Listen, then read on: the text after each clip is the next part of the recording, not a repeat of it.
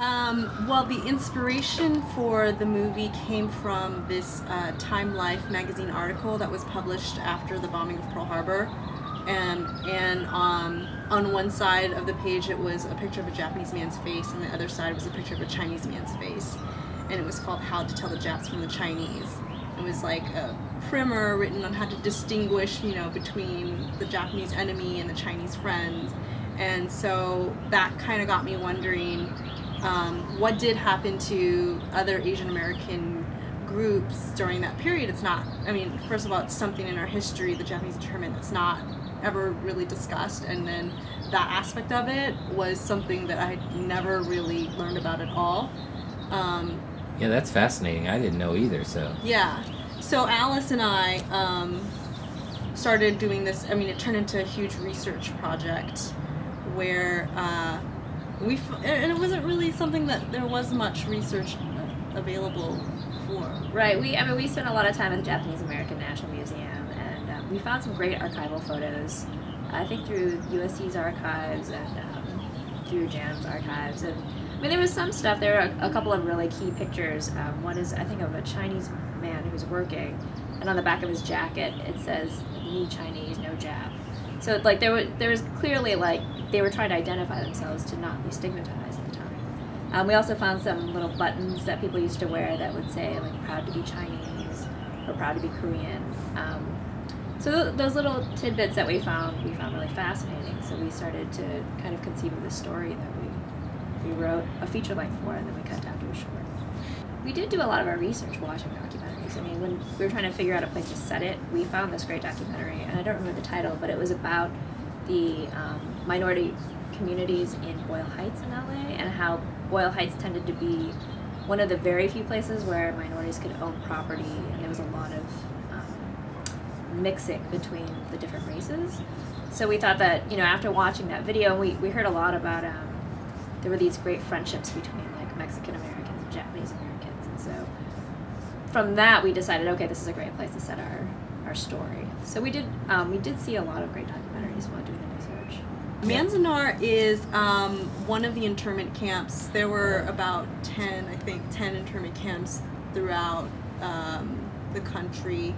And Manzanar is probably the most well known because there was a book written by a woman called A Farewell to Manzanar. It's required reading for a lot of people in public school. Not for me, but I've met people who said, "Oh yeah, we had to read that in junior high." And Ansel Adams did a whole photo series. Right, and Dorothea Lange did a lot of pictures there. And it's the most well-preserved site.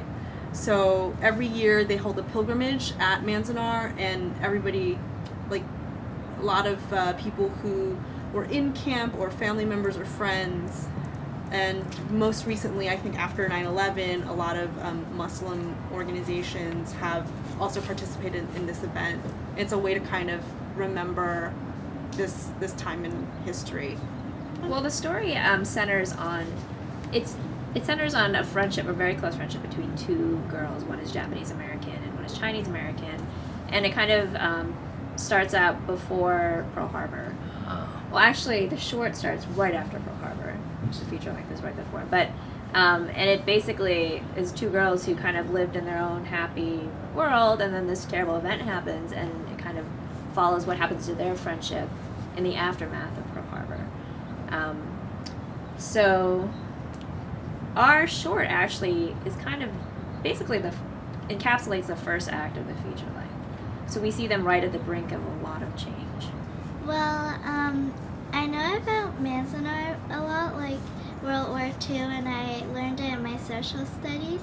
So I kind of get how the Japanese Americans felt. I mean, they were taken to the internment camps, although they didn't really do anything. So I kind of get how they feel, how it was, like, really sad. So I tried to think of that and act it like that. So yeah, that's how I did it. Cindy, she was nice, and she directed us. Like, I had, like, lots of questions, like a billion of them, to ask about a scene if I were doing a scene, and she would answer them all. And she was kind about it, and she taught us how she told us how the scene was, and so we would think about it and then we would just act it out. So she helped us a lot. To tell the truth, she's really nice and she's really fun to work with. So she is nice. Yeah, she's for real. really nice. She's fun to work with. She gives a lot of feedback, which is really good as a director. So